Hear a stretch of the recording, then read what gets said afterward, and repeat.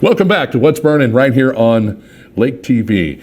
We've heard a little bit about water quality at the Lake of the Ozarks, and sometimes that gets folks a little concerned if it's E. coli, or as we've recently discussed, the Lake of the Ozarks as an impaired waterway. However, good folks from LOWA, Lake of the Ozarks Watershed Alliance, they go out and over a 22-week period, they test the lake. Clarity, conditions, everything you need to know. Hey, the Lake of the Ozarks is a safe body of water. But just to prove their point, we spent some time with them last Wednesday.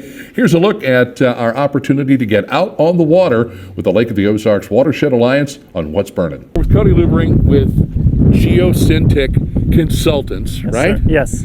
And you work for them as far as what do you do for the company? I'm an environmental scientist, so I help out with environmental permitting, water quality, water chemistry, and the whole gamut. So we're out here on the Lake of the Ozarks in particular. I guess we're in the Gravois Arm right now, or close to it anyway.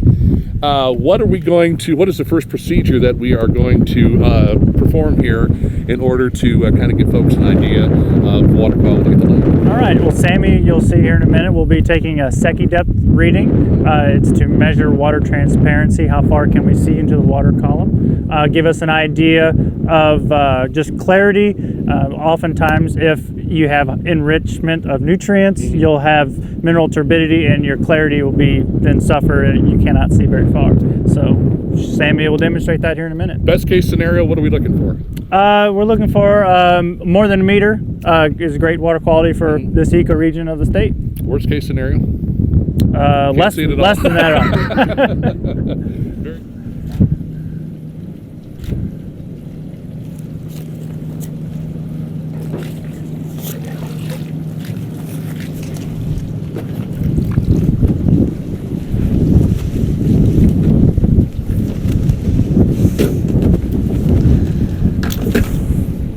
So what's our reading? How many? You want to go by this one? Start at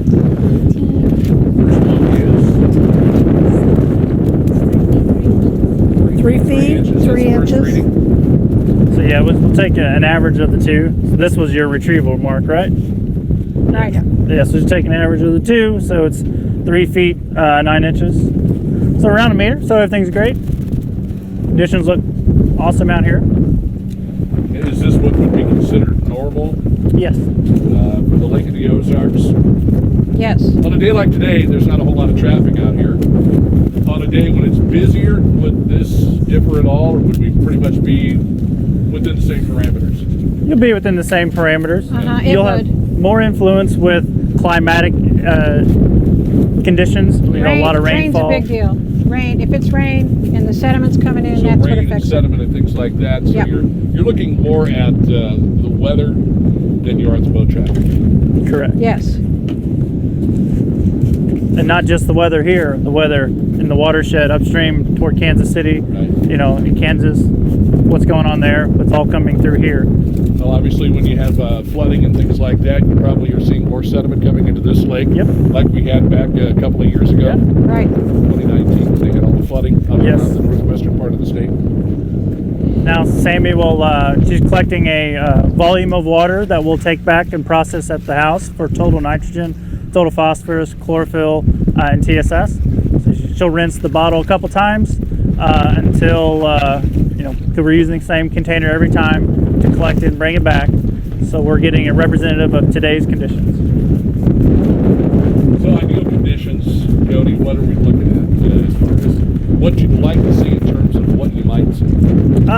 Today looks great. We would like to see low TSS, low nutrients overall, and today conditions are shaping up to look that way. Very good. So once she's collected that, we'll put it in a container. We're going to take it back and process it immediately, but we'll put it in a container so it doesn't get any more sunlight to it. And that is all of our field components. We'll take a few observations about wave actions, our time of collection, and things like that. Okay. But then all the other stuff that we're going to be doing will be processing back at Donna's house. So, And, I'm going to fill the nutrient bottle first. okay. the nutrient So- bottle. So that bottle will be sent to the University Laboratory for total nitrogen and total phosphorus. Okay. So she's we- gonna, Store it in the freezer. the large quantity of sample that we collected on lake, she's going to shake it up, make sure it's mixed in that bottle. She'll rinse that bottle a couple times, pour it over Water-Donna's flowers, and then then that's it for total nitrogen and phosphorus, and we'll store that in the freezer and send it to university for analysis. Now, when you send it, how quick does it have to get there? Do you overnight it, or? What we'll do after we collect it today, it'll go in the freezer, and so it's good for up to 6 months in the freezer. Oh, okay. So we don't have to get it to them right away. We'll get a lot of these samples collected and then send it to the university lab. These are, the filters are inside of here. Mm-hmm. We write also on there the location and the date. This is total suspended solids TSS. And inside we have the filter. It's never touched by human hands. Put here. This has to go here. All right. That's how we make coffee at my house. And then we just, we pour the same amount of liquid, 250 milliliters. Got it? Sammy's got those steady hands. Lay this down. There's that for you to write on. We give it a little assist with the pump. Handheld pump.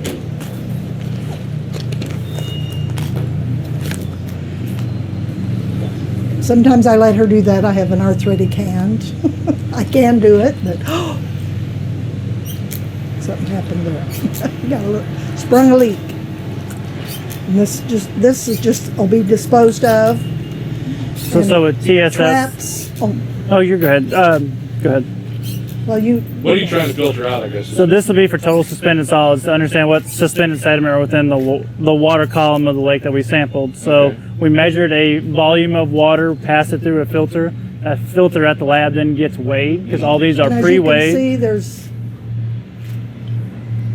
So you'll see a color change to that filter. So there are some elements either of sediment or of biological growth in the lake, but that filter is pre-weighed. So then they'll dry it, weigh it again at the lab, so we'll understand a weight, milligrams per liter of TSS within the lake.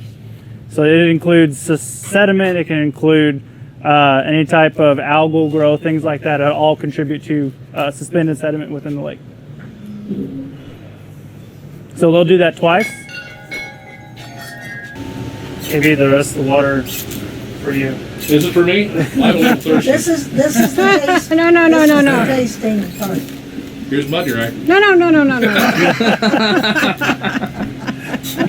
Like I said, as You're many swimming times as and I've you fallen in the swallow lake water, over the yeah. years, You do swallow it. I've There's had, a I've had my fair share of lake water. Especially Yeah, if you we fall all off your have, yeah. Wave runner.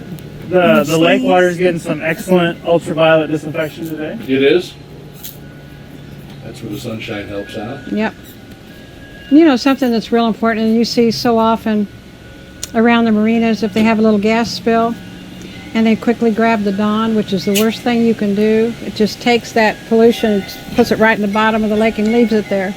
Well, good old Sunshine will take care of it. You know, unless you have a major spill, then you need to make a phone call. Yeah. But if it's a few drops, just let nature take care of it. Yeah.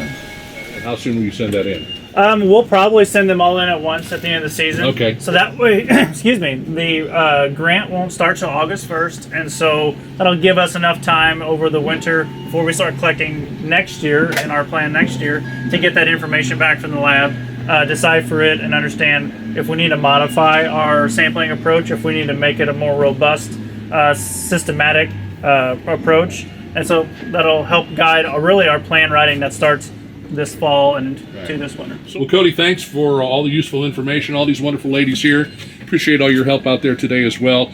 And hopefully we'll have some information on these results maybe in next year's show, or at least we'll have a good idea of what is happening to our beautiful lake. But thanks to the work that LOWA does, Lake of the Ozarks Watershed Alliance, all the folks that are involved with this testing throughout the lake. And we hope to really impress upon people the need to pay attention, because this lake is something very special, something that we want around for future generations. And the best way to do that is to monitor it, keep an eye on it, and do what we can to protect it.